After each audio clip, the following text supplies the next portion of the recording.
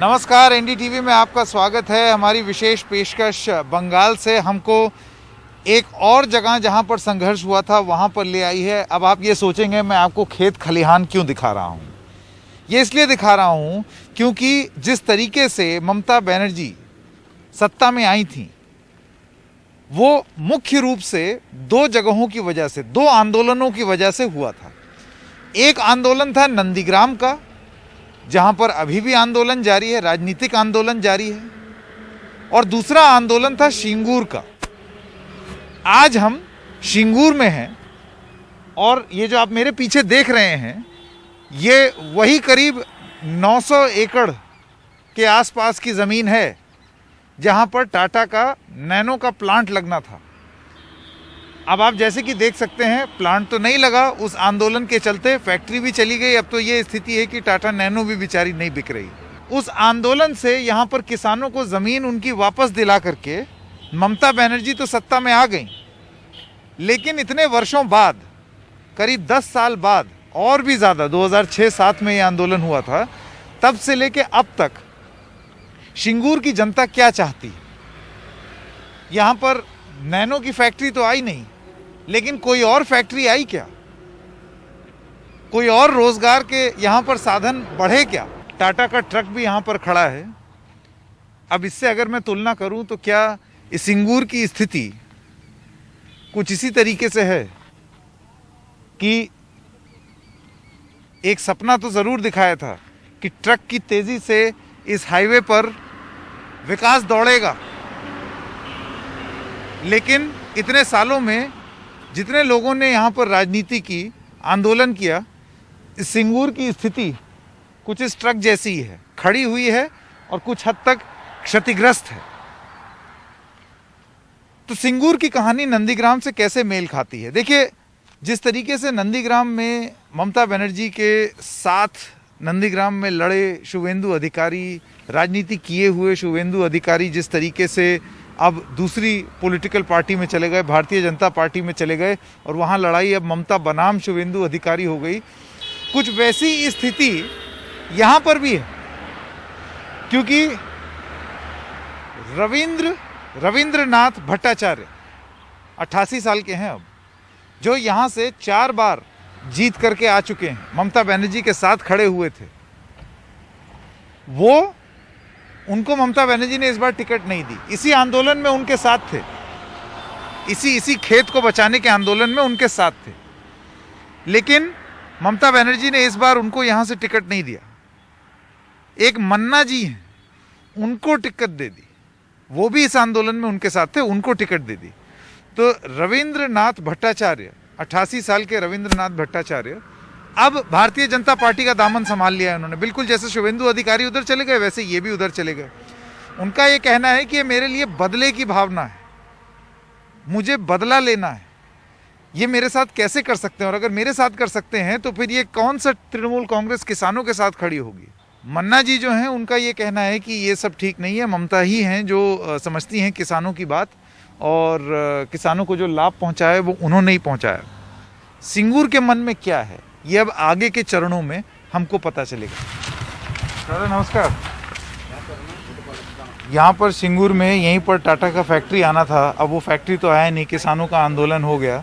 आपको क्या लगता है चुनाव में इस बार किसकी हवा ज़्यादा है? एक्चुअली देखा जाए तो सिंगूर में तो तृणमूल का आएगा। तृणमूल आएगा, हाँ। और जो रविंद्रनाथ दादा हैं, रविंद्रनाथ भट्टाचार्य, वो तो बीजेपी चले गए, वो कह रहे हैं मैं बदला लूंगा। भरोसा खो चुका है वो। अच्छा। कल तक जिनने बोला है बीजेपी खराब है, हाँ। ये है वो है, वो आज कैसे बोल रहा है कि बीजेपी ठीक है? हाँ। गलत है ना ये। तो आप कह रहे हैं वो भरोसा खो चुके हैं? जरूर, आप खुद सोचिए ना। कल तक जिसने बोला है ये काला है, हाँ। आज कैसे वो दूध जैसा सफेद हो गया है। हाँ। हाँ। वो फिर अपना कुछ खुद का कुछ होगा उसमें वो, हाँ। तभी वो कह रहा है ऐसे।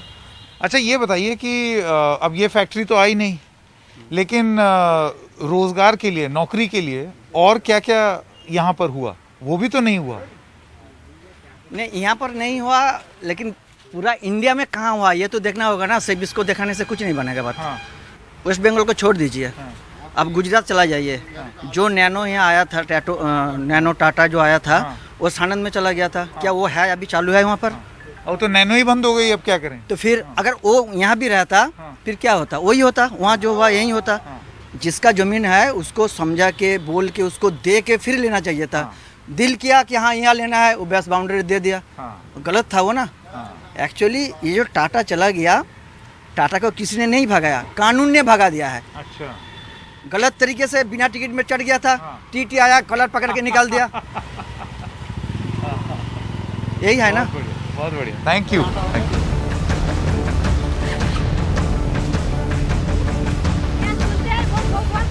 কাকে ভোট দিচ্ছেন এবার? বাবা তোমাদের খারাপ আবার বললে হয় কাকে ভোট দিচ্ছি? ও মেয়েরা রাখবেই না এখানে কাউকে, ও কথা বললে হবে না। তোমরা मतलब हमको नहीं बताओगे? হ্যাঁ না বলা চলবে না। हाँ। না আমি যাকে ভোট দিই বলবো কেন আমি কাকে ভোট দেবো? हाँ, अच्छा बोलना नहीं है, सीधा जाके वोट देना है। না আমি বলবো না, কাকেই বলবো না আমি। हाँ।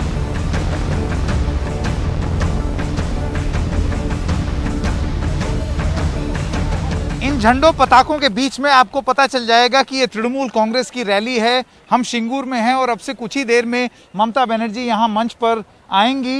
लेकिन जो यहाँ सड़क आ रही थी, उस सड़क पे अगर आप देखें तो झंडा बनाम झंडा जंग भी छिड़ी हुई है। जहाँ पर अगर एक टीएमसी का झंडा दिखेगा तो वहीं आपको भारतीय जनता पार्टी का भी झंडा दिखेगा, और कहीं एक आधा आपको सीपीएम के झंडे भी दिख जाएंगे। एक तरीके से ये झंडे अपने आप में शायद पश्चिम बंगाल की राजनीति बयान कर रहे हैं कि कौन किस तरीके से किसका प्रतिद्वंदी बना हुआ है और कौन कैसे लड़ रहा है।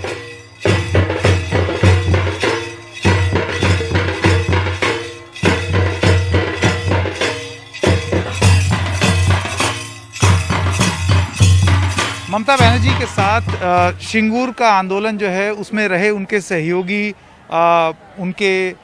उनके साथ उनके कॉन्फिडेंट, क्लोज कॉन्फिडेंट बेचाराम मन्ना जी, आपका बहुत बहुत स्वागत है। आप उम्मीदवार हैं तृणमूल कांग्रेस की तरफ से, लेकिन आपसे पहले जो यहाँ के उम्मीदवार, जो पार्टी के चेहरे थे, रविंद्रनाथ भट्टाचार्य, अब वो भारतीय जनता पार्टी में चले गए। उन्होंने कहा है कि तृणमूल कांग्रेस ने धोखा दिया है उनको और वो ठगे हुए महसूस करते हैं। तो आपको लगता है कि ये शिंगूर के लोग भी उन्हीं की तरह सोचेंगे? ये रविंद्र बाबू जो किया है ये पब्लिक को धोखा दिया है और दल को धोखा दिया है, इसलिए ये मेरा सिंगूर का तमाम आदमी ये अच्छा नहीं देखता है। मन्ना जी, जैसे हमने देखा नंदीग्राम में भी एक नाक की लड़ाई हो गई है, ममता दीदी बनाम शुभेंदु अधिकारी। जिस दिन दीदी का साथ थे वो बाघ थे, दीदी का साथ नहीं थे वो अब बिल्ली बन गया। ठीक है, उसका आदमी लोग उसका साथ में नहीं है, आदमी लोग का साथ उसका बात नहीं सुनेंगे। आप ये तो मानेंगे कि लेफ्ट और कांग्रेस के बजाय अब की बार आपकी असली लड़ाई बीजेपी के साथ होगी? बीजेपी बोल के कुछ यहाँ नहीं है, सीपीएम लोग बीजेपी करता है, अगर कुछ टाइम बीजेपी लोग सीपीएम करता है, ये एलायंस चलता है उसका साथ। यही आरोप वो आपके ऊपर लगाते हैं कि जब से टीएमसी आई है तब से बीजेपी का राइज हुआ है। हम मेरा ऊपर में कोई आदमी नहीं है। नहीं, टीएमसी के ऊपर ना, टीएमसी को कहीं मने कहे करेगा, टीएमसी तो अकेला लड़ता है, दीदी का अकेला लड़ता है, हम भी लड़ता है। मन्ना जी, मेरा आखिरी सवाल, आपको लगता है कि जमीन का आंदोलन, जमीन से जुड़े हुए, आपकी पार्टी का नाम ही तृणमूल है, मतलब कि ग्रास रूट, आपको लगता है ग्रास रूट लेवल पर आप अभी भी लोगों को ये मना पाएंगे कि उनके आंदोलन में शिंगूर और नंदीग्राम अभी भी वो पोजीशन रखता है जो 2006-7 में रखा? सुनिए, जो आंदोलन बनाया है ममता जी सिंगूर नंदीग्राम के लिए, ये तो हिस्ट्रिकल आंदोलन है। ये आंदोलन कोई मुछेगा नहीं, ये इतिहास में रहेगा, हिस्ट्री में रह जाएगा, ये वो पब्लिक का अंदर में रह जाएगा। আমি অনুরোধ করব যে আপনারা গোঘাট থেকে হয়ে তিনি এখানে আসবেন। शिंगूर के यूथ को क्या लगता है, आइए जानते हैं। आप शिंगूर की रहने वाली हैं? यस। मैं आपसे ये जानना चाहता हूँ कि आपको क्या लगता है कि यहाँ जिस तरीके का आंदोलन हुआ, ममता बनर्जी पावर में आई, उसके बाद अब जो उनके साथ हैं वही नहीं है, वो बीजेपी में चले गए जो पहले यहाँ से थे, तो आपको लगता है उसका कोई इफेक्ट पड़ेगा? नहीं, कोई इफेक्ट नहीं पड़ेगा। हाँ। क्योंकि আমাদের এখানে সংগঠন আছে না, ও কিছুই হবে না, ও চলে গেলেও কিছু হবে না। बीजेपी का भी ऐसा संगठन नहीं है? না, কখনোই না, কখনোই না। महिलाओं के बीच में ममता बनर्जी इतनी लोकप्रिय क्यों है, पॉपुलर क्यों है? পপুলার তিনি মানুষের জন্য কাজ করেছেন, আমাদের জন্য কাজ করেছেন, এমনকি সিঙ্গুরে মানে প্রচন্ড পরিমাণে আমাদের উপকার যারা মানুষ পেয়েছেন। কি করে মমতা ব্যানার্জিকে অন্য কাউকে আমরা দেখতে চাইও না, সাধারণ মানুষও চায় না অন্য কাউকে দেখতে মমতা ব্যানার্জি ছাড়া। आपको लगता है इस बार स्टेट में वो जीत जाएंगी? হ্যাঁ অবশ্যই, কোনো মানে আমি একদম 100% কনফিডেন্ট মমতা ব্যানার্জি জিতবে।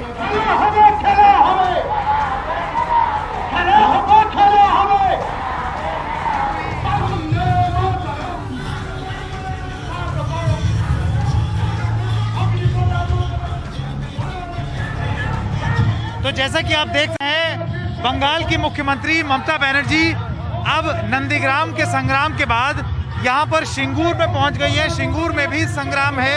इन्हीं दो संग्रामों से तृणमूल कांग्रेस इस स्थिति में पहुंची कि वो सरकार बना पाई। और अब तृणमूल कांग्रेस की मुखिया ममता बनर्जी यहाँ पर स्टेज पर आ रही हैं सिंगूर में। ये उनकी सभा है जहाँ पर वो बेचाराम मन्ना के लिए प्रचार और प्रसार करेंगी। व्हील चेयर पर हैं, जैसे कि आप देख सकते हैं, व्हील चेयर ऊपर की ओर ली जाई जा रही है। ममता बनर्जी स्टेज की ओर जा रही हैं, सिर ढका हुआ है क्योंकि उमस बहुत है। और अब वो मंच पर आ गई हैं और अब यहाँ पर कुछ देर में वो अपना भाषण देंगी। अब भाषण में तेवर कैसे होंगे ये देखना होगा। আমার সেন্টিমেন্ট সিঙ্গুরেও ছিল এবং আমি চেষ্টাও করেছিলাম। যাই হোক, সিঙ্গুরের জন্য আমি 26 দিন আমরণ অনশন করেছি। আমি বিডিও অফিসে মার খেয়েছি, আপনারা আমার সাথে মার খেয়েছেন। সেই মার খাওয়ার পরে আমার বুকে রক্তস্খলন হয়েছিল। পুজোর সময় মনে আছে 25শে সেপ্টেম্বর বিডিও অফিসে যে মারপিট হলো, তারপরে আমি হসপিটালে ছিলাম। সরস্বতী দেবী এসছেন, কই সেই মদেব, কই আমার মাতঙ্গিনী হাজরা? ও আসুন, আপনি এখানে আসুন, আপনাকে ছাড়া কি করে হয়? সিঙ্গুরের যে জমি দখল, अच्छा लगा दीदी ने बुलाया आपको? যে অত্যাচার হয়েছে, अच्छा लगा? আমি নিজে এই আন্দোলন করে ভূমি আন্দোলনকে আমরা জয়ী করেছিলাম। একটা সংগ্রাম। চেয়ারে বসাও, সরস্বতী দেবীকে চেয়ারে বসাও। চেয়ার দিয়ে দাও, দিয়ে দাও, পাখা দিয়ে দাও, ওটাও দিয়ে দাও। আরে আরে আরে রে রে কি করছে রে? হ্যাঁ বসেন বসেন, শরীর ঠিক আছে, বসেন বসেন। প্রার্থনা করি যেন দিদির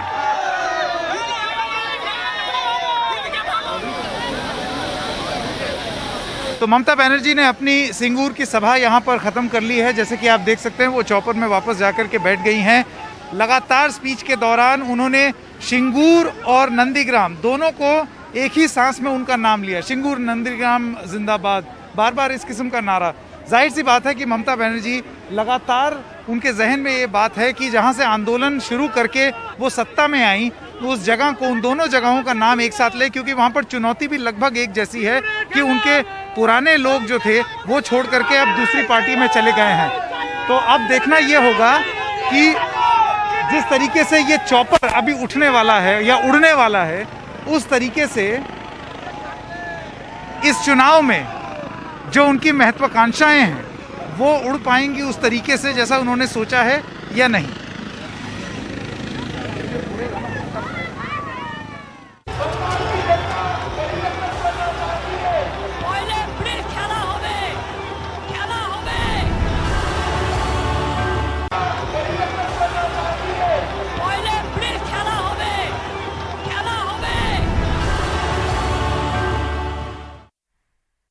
तो आइए आप देखते हैं जल्दी से कि तृणमूल कांग्रेस से भाजपा में आए सिंगूर से जो अब एमएलए कैंडिडेट हैं, प्रत्याशी हैं, रविंद्रनाथ भट्टाचार्य, 88 वर्षीय रविंद्रनाथ भट्टाचार्य, उन्होंने क्या कहा? I will not be a scapegoat of BJP. BJP has honored me, has chosen me as their contesting candidate. I bought a political platform to oppose the illegal acts of Trinamool Congress now. Mamata Banerjee also said that she would have contested Singur instead of Nandigram if Master Musa will not contest on BJP ticket. What is your reaction? Mamata Banerjee never told me that she will contest from Singur.